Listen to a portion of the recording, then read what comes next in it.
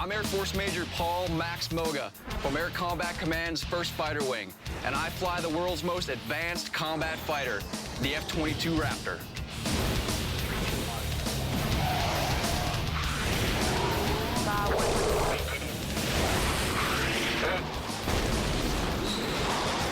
As the host of Showdown Air Combat, I'm going to take you to a place few people have ever been before. Right into the cockpit as we relive some of the most compelling dogfights of all time.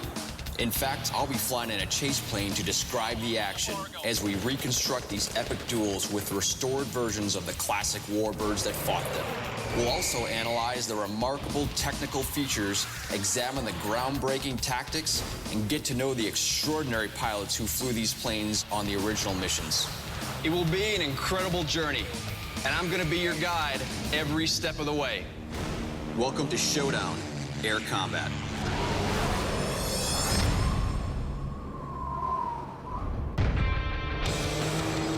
January 14th, 1944. Yanking and banking wildly in his P47 Thunderbolt, Don Gentili is literally in a race with death. A pair of Focke-Wulf FW190 Butcher birds are right on his 6, hounding him relentlessly over the fields of France.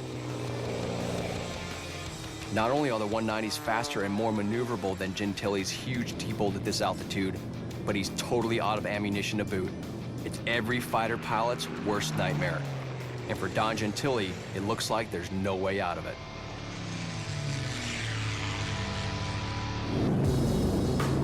The Republic P47 Thunderbolt was one of the most unique combat aircraft of World War II. With a maximum weight of almost 9 tons, it was the most massive single-engine fighter of its generation.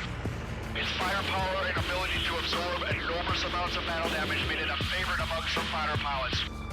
But its sluggish rate of climb and limited maneuverability led others to despise the big plane. On the German side, the Focke-Wulf FW190 was loved by virtually all of its pilots. Fast, ruggedly constructed, maneuverable, and well-armed, it was a far more balanced design than the P-47. The last thing a Thunderbolt pilot wanted was to get in a dogfight with a 190 at low altitude. Down near the ground in the thicker air, the T-Bolt's few advantages, such as incredible speed in the dive, were largely negated. But in early 1944, that's exactly what happened to a Thunderbolt pilot named Don Gentili. The result was a heart-pounding dogfight and a song. By the end of 1943, the long-anticipated Allied invasion of Nazi-occupied Europe is still a half-year away. While the Germans continued to build defenses along their Atlantic wall, the brunt of the U.S. offensive is carried by its air forces. At the tip of the spear are the heavy bombers, which slam the German war machine with long-range mass daylight raids. But the only way to really keep that up was to have the fighter escort for the bombers as far as they possibly could go. And at that point, the P-51 Mustangs were just coming into the theater. So the mainstay was really the P-47 Thunderbolt. And although it really didn't have the range of the later Mustangs, it did have the capability with external fuel tanks to go a good distance of the way. Yet this isn't the only mission assigned to the massive Thunderbolt. One of the other things that Fighter Command would do is send the fighter groups on what they called freelance missions, which were fighter sweeps designed to bring the Luftwaffe fighters up so that they could basically shoot them down. And the idea was to wear down the fighter defenses with these types of missions. And given the huge losses being suffered by the bombers, there's plenty of wearing down left to do. Goering was under immense pressure to stop these mass daylight bombing attacks, and he put some of his best units in occupied France in the effort to stop them. So as far as the units in France go, they were as deadly and as dangerous as any of the Allies had seen at that point, despite the fact that there were many new pilots going through Luftwaffe training to replace the ones that had been shot down. The Luftwaffe's two main fighter types are the Me-109 and the Focke-Wulf FW190. The 109 has formed the core of German fighter forces since the beginning of the war in 1939. The 190 is introduced 2 years later in 1941. The Germans name it the Butcher Bird. generally loved by its drivers, it's still considered to be one of the best fighter planes of the entire war. The P-47 arrives in Europe in late 1942. But in sharp contrast to the FW190, many of the new T-Bolt drivers are skeptical about their new ride. Many of the fighter pilots first assigned to the P-47 upon seeing it were disappointed, some calling it a 7-ton milk bottle.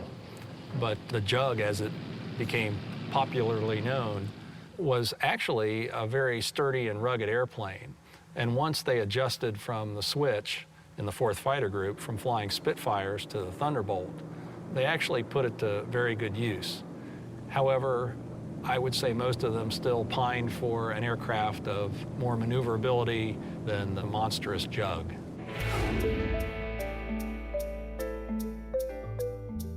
One of the 4th Fighter Group pilots who least likes the monstrous Jug is a veteran named Don Gentile. An American citizen, Gentile had signed up with the RAF, flying Spitfires with the famed Eagle Squadron before the U.S. enters the war. He's already scored 2 victories and has little desire to trade in his sleek Spit for the chunky new American plane. Yet despite the early doubts of Gentile and many other pilots, the ruggedness of the big T-Bolt quickly becomes apparent. As a combat experienced pilot myself, I can tell you that one thing a fighter pilot really appreciates about his ride is when it brings him home safely. And the P-47 can do that better than almost any fighter in history. A big reason for this is the T-Bolt's enormous 2,000 horsepower radial engine. That in itself dictated that the construction of the airplane was going to be robust, to say the least. The massive engine afforded the pilot protection from small arms fire that other aircraft were susceptible to. For instance, the P-51 Mustang was water-cooled, and one .30 caliber shot could bring one down, whereas the Thunderbolt, with its air-cooled engine, was much sturdier, and it would take a lot more to bring it down. So the pilots came to appreciate that, and the fact that with its 8 50 caliber machine guns and the ability to carry ordnance such as 500-pound bombs under wing, it was great for close air support. But dogfighting with German fighters is a totally different story. Well, the Thunderbolt could dogfight with anything at 30,000 feet. The problem is the Germans typically didn't fight at that altitude. Even coming at the bombers, they would come head-on into the bomber streams and then split S or dive down to recover and come back and attack again. The lower the altitude gets, the harder it becomes for Thunderbolt drivers to dogfight. That's because at lower altitudes, the Jug can't employ its tremendous speed in a dive to either attack or escape from the German fighters. This is especially true when it comes to dogfighting the FW190. One reason is that the Butcher Bird is far more maneuverable than the Jug. It's also more heavily armed than most variants of the ME-109, mounting a deadly array of machine guns and cannons. So to get caught in the crosshairs of a Focke-Wulf was a very, very dangerous proposition, and with an aircraft that wasn't able to dogfight with it effectively, at least at lower altitudes, Thunderbolt pilots were in danger entangling up with the Focke-Wulfs.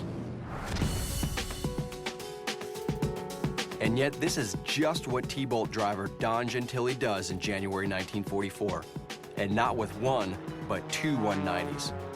How can he possibly pull it off? Let's take a closer look at the 2 planes to see if we can figure it out.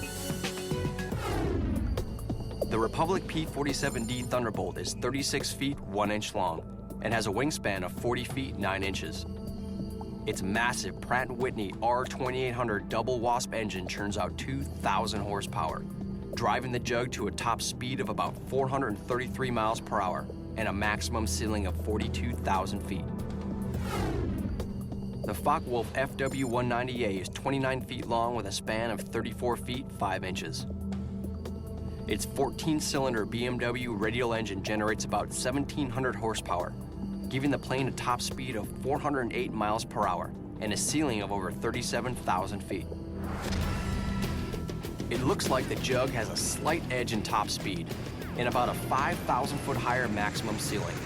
But since our dogfight happens at low altitude, where the thicker air limits the top speed of both planes to about 350 miles per hour, we can scratch those advantages off the list. So what about the rest of the P-47's technical package? There's only one way to find out, by examining this massive fighter in person. This is the Republic P-47 Thunderbolt. As you can see, everything about this plane is big, from its huge four-bladed prop to its thick fuselage structure. But there's a lot more to this classic warbird than sheer size. Packed inside it are a multitude of sophisticated features that made it one of the more advanced fighters of its day. So let's get into this thing and see what it's got. Okay, the Thunderbolt cockpit. Wow, this is a big cockpit for a big plane. This is about the size of an Eagle cockpit. It's certainly bigger than a Raptor cockpit, which is kind of strange because a Raptor is such a huge plane, but it is a nice, roomy cockpit, and it's got everything you need as a fighter pilot to get the job done. It's laid out very similar to most U.S. fighters from back in World War II. You start with the left side, you've got the flap switch, you've got the landing gear handle. It's got the elevator trim, the rudder trim tab, and also the aileron trim, which was important in this plane because the ailerons are very big. They're about half the distance of the wing. Now, when you have ailerons that are that big, sometimes when you're flying at higher speeds, it exerts an extra pressure on the stick when you're trying to fly them. So you like to try and trim that out. And this Thunderbolt, even though it was such a big plane, it had a roll rate that was equal, if not better, than some of the other German fighters that it was trying to face. So excellent roll rate, but in order to produce that roll rate, you have to have those big ailerons out there. It's got a stick, and you've got the pickle button to shoot the rockets or drop the bombs, and then the trigger to obviously fire the guns. The instrument panel is very standard, and it's very well laid out. You've got everything you need right in front of you. The visibility is great. Out front, you've got a canopy bow that maybe blocks a little bit of your view, but it's got a different shaped canopy than most of the other fighters, and it doesn't have the bullet-resistant glass out front. It's all fairly thin, but in the back, behind you, you do have that armor plating that's going to be able to block any bullets from anybody that's at your 6 o'clock that's trying to gun you. So the offensive is great as well. I can see off of each side, I've got my 450 cals off of each side to be able to target whatever is in front of me, whether it's an enemy plane or something that I'm trying to strafe on the ground, and that is a lot of firepower out there. So this cockpit is well laid out. You've got your offense on the sides, you've got your defense front and back, so what a great cockpit for a great fighter. Yet no matter how impressive the T-Bolt cockpit is, so far it looks like the FW190 drivers have a clear edge over Don Gentili, especially since their dogfight happens at low altitude. But there's only one way to know for sure, and that's to visit an FW190 for myself. 2 machine guns up top, 4 20mm cannons is a lot of whoop-ass coming your way if you're in a P-47 or whatever other plane that this thing is trying to take out. One of the greatest dogfights in World War II was between 2 classic warbirds, the German FW190 and the American P-47 Thunderbolt. I've been inside the cockpit of the Thunderbolt, and it's quite impressive. Now I'll investigate more about the FW190. I'm at the Smithsonian Udvar-Hazy Center to check out one of Germany's top fighter planes of World War II. Like the P-47, the FW190 was designed as a multi-purpose platform, both air-to-ground and air-to-air. What's interesting is to see how the designers, with the same set of mission requirements, ended up with 2 different airframes. I'm meeting with the curator, Tom Dietz. Hey, Tom. Great to meet you, man. Nice to meet you. Yeah, thanks for taking your time to explain this absolutely unbelievable plane to us for a little bit. So here we are at the FW190. What an amazing plane this is. Yes, this is the Butcher Bird, the workhorse fighter of the Luftwaffe in World War II. Like so many other German aircraft, it has sort of a look of elegant lethality to it. What exactly was the design philosophy behind, why do the Germans need this plane? Why did they build it in the first place? Well, in 1937, the famous Messerschmitt 109 fighter was just entering service. It was powered by an inline engine. However, the Germans expected to have a new generation of air-cooled radial engines available for fighter aircraft. That engine is the 14-cylinder BMW 801. At the time, a radial engine is a radical choice for a German fighter. European designers in general frown on radials because they have a larger frontal area than inlines, thus creating more drag. But the 190's designer, Kurt Tonk, recognizes the success of the Pratt & Whitney Wasp radials used by the U.S. Navy in their fighters during the late 1930s. Unlike the 109, it used an air-cooled engine, which meant there were no radiators, coolant lines that could be shot out, leading the engine to overheat.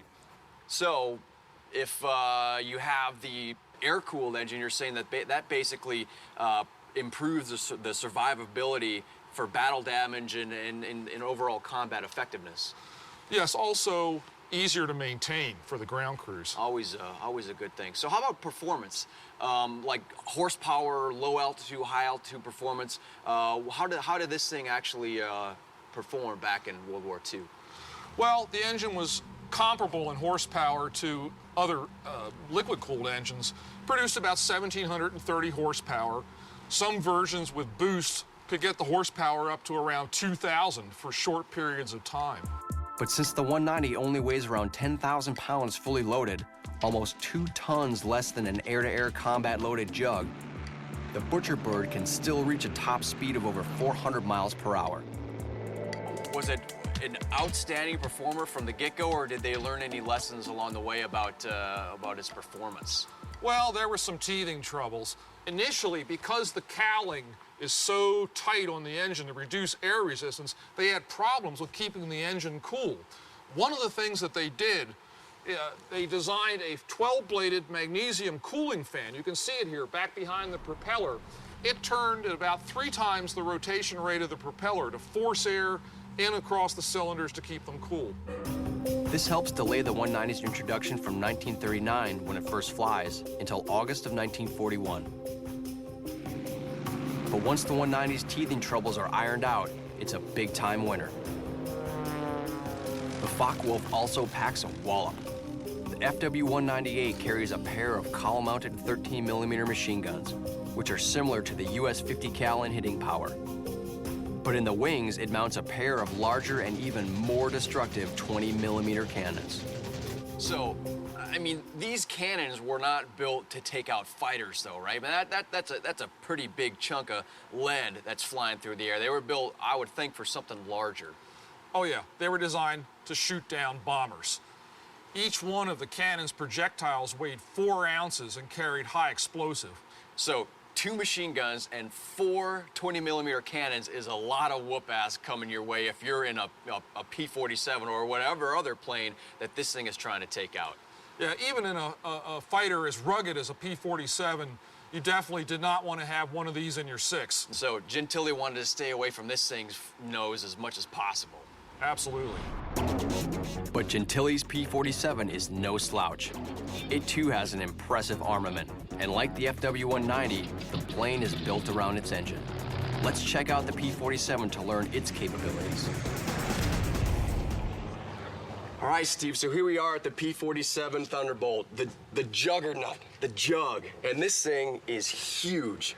Well, it was the biggest single-seat fighter of World War II. You know, this thing grossed at 16,000 pounds, and, you know, it's just a big, massive machine. And it's kind of started up front with the engine again, right? Oh, of course, yeah. The design with all fighters usually starts with the big engine. So this has a Pratt & Whitney radial engine, 2,000 horsepower R2800. This is the very same engine that powers 2 other outstanding U.S. fighters, the F-6F Hellcat and the F-4U Corsair. Without a doubt, it's one of the best aircraft power plants ever produced. And a unique feature about this thing is that it's turbo supercharged. Turbo superchargers are a type of supercharger that's powered by the exhaust from the engine rather than directly by the engine itself. It's the same kind of supercharger that's mounted in the P-38 Lightning. But due to the more conventional single-engine layout of the Jug, its turbocharger is mounted very differently than the 38's twin turbochargers. The exhaust gases are taken from the engine to go all the way to the tail where the turbo is. The air comes in from that front scoop, goes all the way back to the turbo. The turbo is spun up by the exhaust of the engine, and the turbine in the turbo spins a compressor, which compresses the air, goes to these big, large air radiators. They're called intercoolers. In the aft part of the fuselage, that big cavity back there, cools the air down before it sends it back to the engine supercharger. So the idea was to get this engine to put out 2,000 horsepower at 30,000 feet. Wow, Yeah. that's pretty significant for a plane back then. Big time. Among their other strengths, radial engines are more resistant to battle damage than inlines. That's because, being air-cooled, they lack the inline's vulnerable liquid cooling systems, which can be knocked out with a single, well-placed hit. This is especially true with the big Thunderbolt, which soon becomes legendary for its ability to absorb massive amounts of battle damage. That's one of the things that really was special about this airplane too, in the sense it was, you know, a lot of its role was down low strafing. It could take a lot of ground fire and still bring guys back. So it could probably even lose an entire cylinder and still keep operating. Absolutely, it's documented many times that it had several cylinders blown off. I mean, what a great feature for the pilots to be able to lose almost an entire cylinder out of a plane, That's right. an engine, and still be able to fly and That's either right. get back home or keep doing what they were doing. Exactly right. And it was almost like a big old flying tank. You know, it first started the war, it met the enemy head on, it met the enemy with their best pilots and the best airplanes. And as the war went on and we developed other airplanes like the P-51, you know, this airplane showed better mission down low. You know, it wasn't as good an escort airplane as some of the other ones, so its mission dropped right back down the deck, and it could do stuff that the other airplanes couldn't. Met them hat on and tore it up. That's exactly right. Besides its big radial engine, the Jug also has some other features that help make it so rugged. It had armor all over the cockpit, big, thick armor plate behind that pilot, bigger than some of the Navy planes you've been seeing. And had armor around the oil tank, kind of standard. This early airplane had a pointy windshield, so inside the cockpit it had a big, thick bulletproof, or bullet reflective anyway, armor glass there too, so. Like most other U.S. fighters, the T-Bolt is also equipped with self-sealing fuel tanks, protecting it from explosions if the tanks are punctured by enemy fire. So the big Jug can take a hard punch and still keep on going, but it can also dish one out.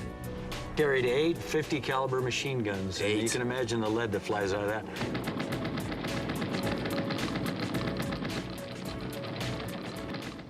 The cannons are especially useful when the 190 attacks U.S. heavy bombers, which are ruggedly built and usually carry 10 or more 50 cals for defense. But even the mighty B-17 Flying Fortress is no match for a few well-aimed cannon rounds from an FW190. Obviously, the FW190 is an extremely formidable package, both technically and as a combat platform. But so is the P-47. Like the 190, the Jug includes a number of advanced technologies that just happen to emerge at the same time the Thunderbolt is on the drawing board. This, along with a great designer, someone with the vision and skill to employ those new technologies in the exact way necessary, is what produces a great fighter plane. It's a blend of foresight and serendipity, of art and science, and in some cases, the result can affect the outcome of a world war. And look at the wing. There's no fuel in the wing of a Thunderbolt. You know, the ammo bays in this thing are 6 feet long. So the entire wing was filled with the rounds for the guns. Well, the entire wing was built to carry the structure of the airplane, but other than carrying the landing gear structure, it's all about carrying the bullets. So focus on the offensive when you're talking about the wing section of the plane. Exactly. So you can see that the aircraft have really started evolving to the point where they figured out that in order to make a plane that has the offensive and defensive and range and speed features, you got to make it bigger.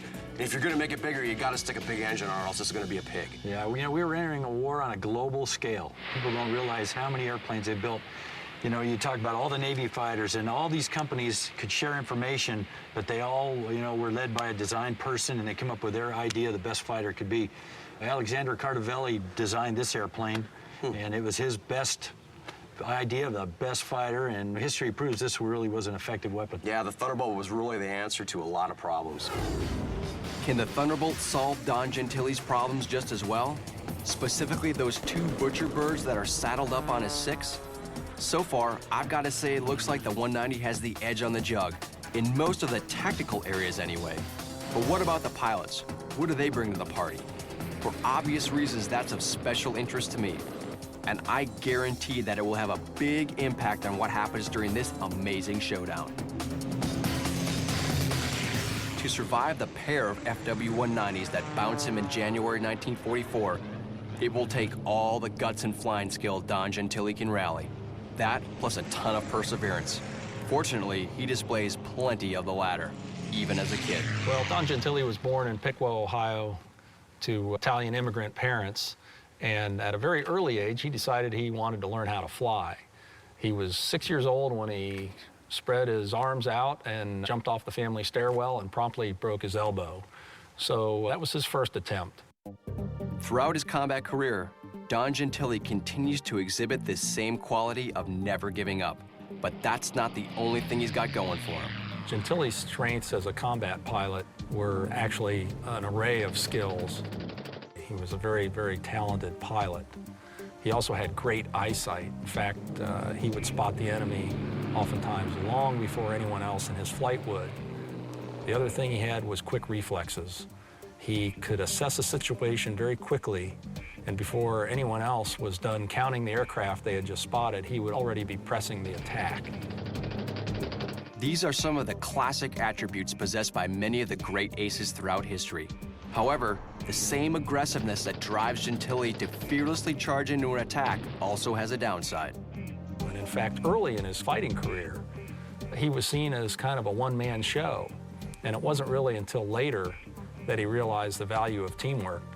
Fortunately, because he was such a skilled pilot, the situations he'd get himself into with his aggressiveness were overcome quickly by his ability to shoot the enemy down. So it might have been a combination of luck and a combination of skill that overcame the weakness, and that main weakness probably would be that he just couldn't hold himself back. Yet even though Gentili can sometimes act like a wild man in the cockpit, he rarely continues that behavior on the ground. He wasn't one to carouse. He wasn't prone to partying. Although he had an occasional drink and an occasional cigar, he pretty much concentrated on his job and flying and the business of aerial combat. To Don Gentili, a big part of the business of aerial combat is tactics.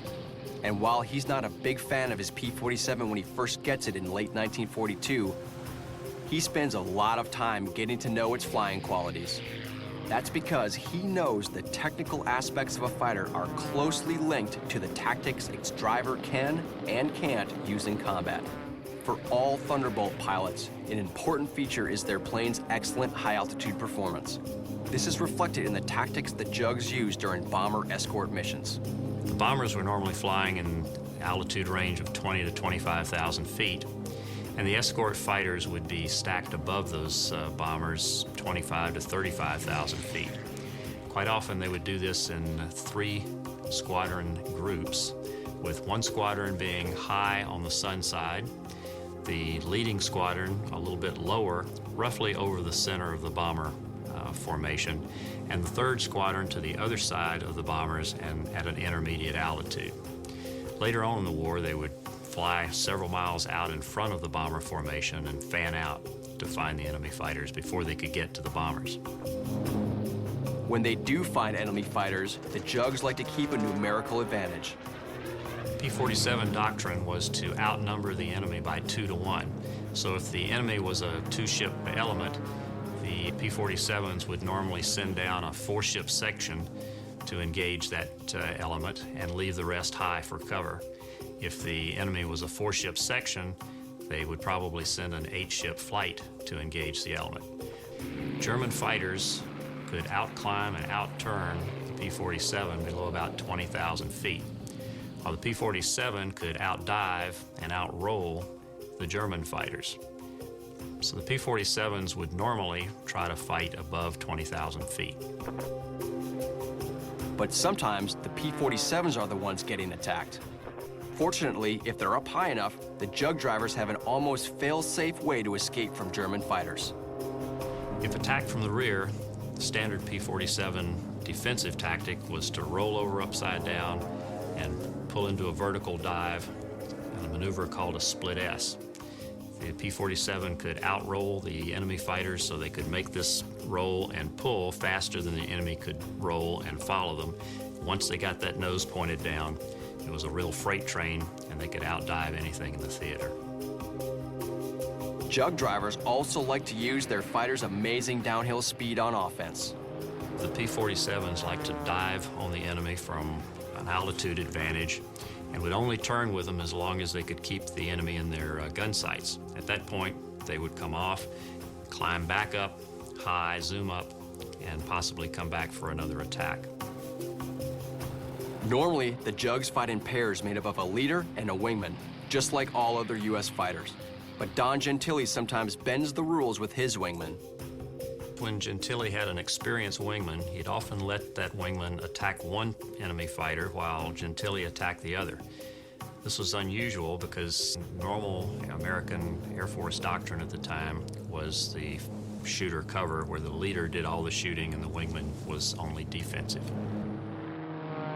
The tactics used by the Butcher Bird are very similar to those employed by all U.S. fighters, including the Jug. The Focke-Wulf 190 normally flew in a two-ship element called a rota, with a lead and a wing fighter. The lead fighter, just as in the American doctrine, was the primary shooter, and the wingman was the primary defense. They would combine two of these elements into a flight of four using finger four formations that they called a swarm, very much like the Americans. This similarity in tactics is not because the Germans copy us, it's actually the other way around.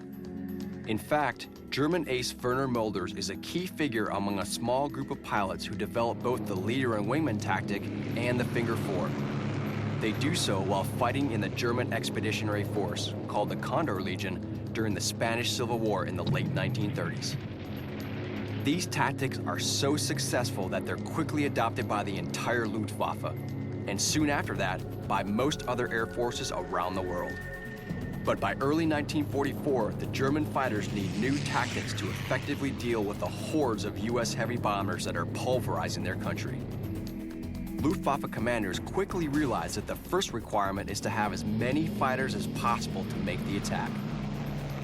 The German fighters normally would mass in large numbers, combining 190s with Messerschmitt 109s and twin-engine Messerschmitt 110s. Typically, they would make head-on attacks and try to break up the formation and damage some of the bombers. Then they would return in 2 or 3 fighter units and pick off the cripples. On defense, the 190s again employ the same tactics as the Jugs. They would roll upside down, pull vertical into a split S, and try to dive away. Unfortunately for the Germans, this was not very effective against the P-47. So the P-47 clearly has at least one big advantage over the FW190s, its incredible speed in a dive. But will that do Don Gentile any good when he's bounced by a pair of FW190s at low altitude? I doubt it. In fact, from my experience, I have no idea how he can possibly escape from that situation. Yet no matter what ends up happening, I'm about to find out, and so are you. Trying to create the highest degree of angle off his tail to make for a very high and hence very difficult deflection shot for the enemy pilots. Gentile does so and forces an overshoot by the 190s. Gentile now reverses his turn back to the right, trying to go offensive. And he gets a momentary high deflection snapshot off of the trailing 190. But this shot misses because the 190s have also started a hard right-hand turn. Gentile tries to wrestle his big T-bolts nose around further to the right to get a better firing solution. Yet with the 190's superior turn rate, he can't get his nose out and lead to track him. Gentile has no choice now but to hang back and lag and follow the 190's around in a daisy chain. That's because with the 190's better rate of climb, he knows he can't climb out of the fight. And he's too low to take advantage of the T-bolt's outstanding ability to dive. With the 190's better turning ability, they're slowly gaining on him. Gentile has one advantage. His P-47 has a slightly better roll rate than the 190. Just before the FWs get close enough for a gun solution, Gentile snaps into a hard left-hand turn. The 190's flash by another overshoot. And Gentile reverses back to the right, trying again to gain the offensive. He gets another very high angle gun whiz on the lead 190 and pulls the trigger. But nothing happens. He's out of ammo. He must have used it all up in making his other 2 kills. And even course, the lead 190 pilot sees that he's out. The 190s get back on Gentili's tail, and the train starts all over again. I gotta say, this lead 190 driver is good.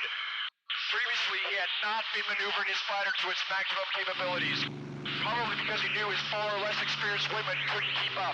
Or because he expected Gentili in his P47 to be easy pickings. But now that he knows Gentili's out of ammo, it's a whole different ballgame. The lead 190 pilot turns his plane as hard as he can. His wingman cannot match the turn and slides out of the chain. Without his experienced leader, this 190 driver knows that there's nothing left to do but a haul ass out of the combat zone. And now it's one-on-one, with the experienced 190 pilot continuing his turning duel with Gentili's P47. But look at this. Instead of increasing his speed to close the range further, the German pilots actually ease back on the throttle to match Gentili's speed. It's a very smart move by the 190 driver. With his 190's better rate of turn, all the German pilot has to do now is hold the same speed as the P47 and let the angles reduce the range until he gets close enough to smoke Gentili. But Gentili still has a few tricks up his sleeve. He keeps turning horizontally until the 190 is almost in a firing solution. Then he suddenly rolls waist level and jerks the nose of his T-bolt up, climbing out of the 190's plane of motion. This is known as a vertical jig, and it's a great move by Gentili. He totally spoiled the 190's firing angle. Gentili's now using his T-bolt's superior roll rate to try and keep the 190 out of sync. This will prevent the 190 from stabilizing long enough to get a good shot, something us fighter pilots call jigging, to keep that enemy aircraft out of sync, or out of phase. The German pilot tries to pull his 190 in for another shot at Gentili. But Gentili once again quickly rolls his wings, almost inverted, pulls hard into a descending turn. So the German still can't get a good firing solution. However, the 190 driver reacts fast and follows Gentili. Gentili now tries another quick roll into a climb. But the 190 driver anticipates the move and gets off a good shot. Scoring cannon to machine gun hits all over Gentili's plane. My God, another fighter would be going down in flames after hits like that. Yet the big, rugged T-bolt still keeps on flying. Gentili snaps into another turn, messing up the 190's firing angle again. But the 190 turns with him. Gentili now realizes that no matter what he tries, he's not going to shake this German pilot off his 6 o'clock. His only chance is to try and survive long enough for the 190 to run out of ammo or gas. But can he make it that far? Gentili's hands are starting to sweat as the 190 keeps turning right along with his T-bolt, inching closer and closer to another good firing angle. Finally, in a near panic, Gentili flips on his radio. Horseback! Horseback! Help! Help! I'm being collared!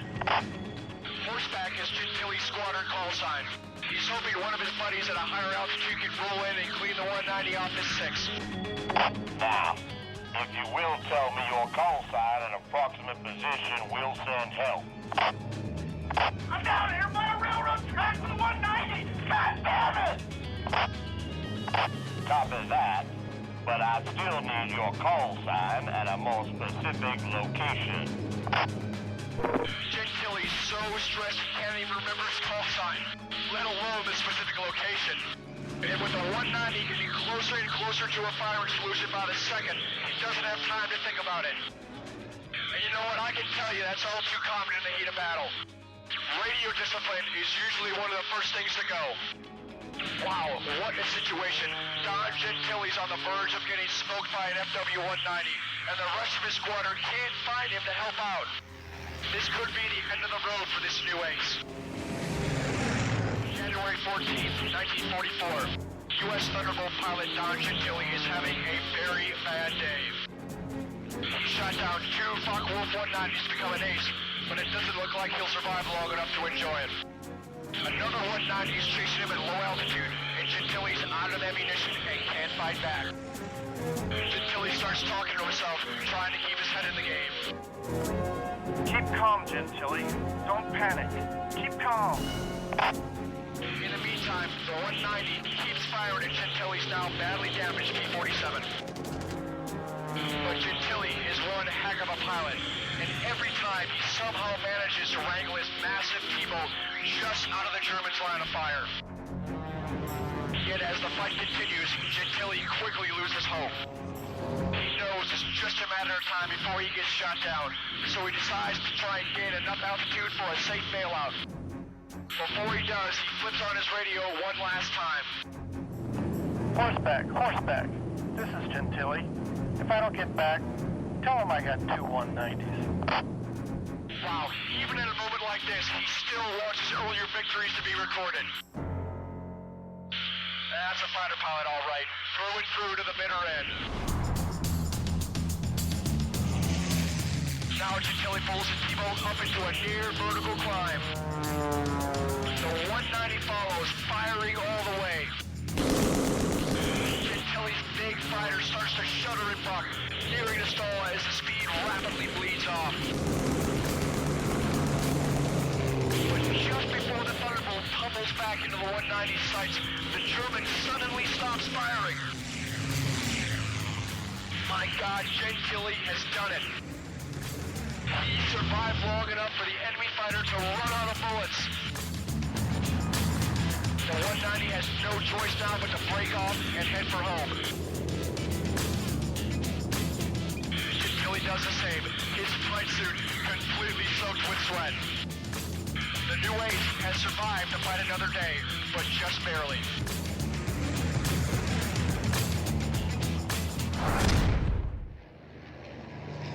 When Don Gentili lands back at his home base, he's still so rattled that he can hardly make it through his debriefing. And yet, his squadron mates seem to take his ordeal completely in stride, at least on the surface. Like most high-spirited young fighter jocks, they'd rather not focus on the all-too-real possibility of dying. So instead, they transformed Gentili's gut-wrenching experience into a drinking song, sung to the tune of a wartime favorite called Tramp, Tramp, Tramp, The Boys Are Marching. It goes like this. Help, help, help me forward, down here by the railroad tracks. 2 190 60 round, and we're damned to the ground. Tell them I got to if I don't make it back.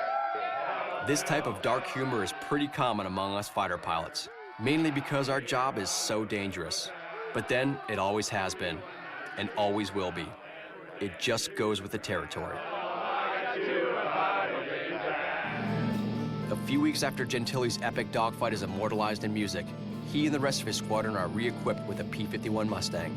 Most of them are happy about the switch. But even though the Mustang is a magnificent fighter, I doubt it would have stood up to the punishment Gentili's big T-bowl absorbed from the Focke-Wulfs. Even so, Gentili's success in the air accelerates when he starts flying the 51. Soon, he's the leading American ace in the entire European theater. And at this point, he's going to be sent back stateside for a war bond tour. And actually, he achieves the number of 30 victories before this happens. So the press is brought out to the airfield for the big event, his final mission, and they ask him to put on a little show for them, for the cameras. Never one to be shy about his flying abilities, Gentili happily agrees. He came in to do a buzz job, a low pass, and he forgot there was a rise in the field there at their base, and actually hits the rise with the bottom of his aircraft and plows back up into the air with pieces flying and grass and mud flying, somehow brings the airplane down without killing himself. But it's a total wreck. And his commander, Don Blakesley, is absolutely livid. An ace and great flyer himself, Blakesley isn't about to make special allowances for star pilots. Despite the fact that Gentili has 22 kills, Blakesley not only sends him home for a war bonds tour, but sends him home for good. And it was an unfortunate end to an otherwise very colorful and glorious career with the 4th Fighter Group. Yet displaying the same perseverance that helps get him through his dogfight with the 190s, Don Gentili finds a way to get back into the cockpit. Gentili is assigned to right field, where he's going to become one of the test pilots, along with a lot of the other aces and top pilots that have come back from the various combat theaters. It's the same job given to America's top ace, Richard Bong, when his combat career ends in early 1945. But unlike Bong, who's killed during a test flight of America's first operational jet fighter, the P-80, Gentili survives his time as a test pilot. Then, on January 28, 1951, Gentili takes a two-seat trainer version of the P-80, called the T-33, up for a routine flight with a young sergeant in the back seat as a passenger. And somehow something happens, and the aircraft crashes, killing both of them. It's an eerie parallel to the way Richard Bong is killed 6 years earlier. It's another one of those tragic stories of just a routine flight and an accident killing somebody of his experience and his achievements. Just a tragic, tragic loss. Don Gentili is only 31 years old when he dies, but his 22 confirmed victories are an enduring record of accomplishment and still make him one of the top scoring U.S. aces of all time. That little song, made up by Don Gentili's fellow Thunderbolt pilots after his dogfight, may seem trivial, but it's like whistling in a graveyard. It really belies the mortal danger he faced. That same danger confronts all combat pilots on every mission we fly. The ability to channel the inevitable fear that results is one of the most important survival skills in a dogfight. Gentili never gave up, and he was somehow able to fly his massive P47 Thunderbolt to a standoff against two more maneuverable Focke-Wulf 190s. But he was also able to control his fear during a battle, which may be even more impressive. I'm Major Paul Moga. I'll see you next time on Showdown Air Combat.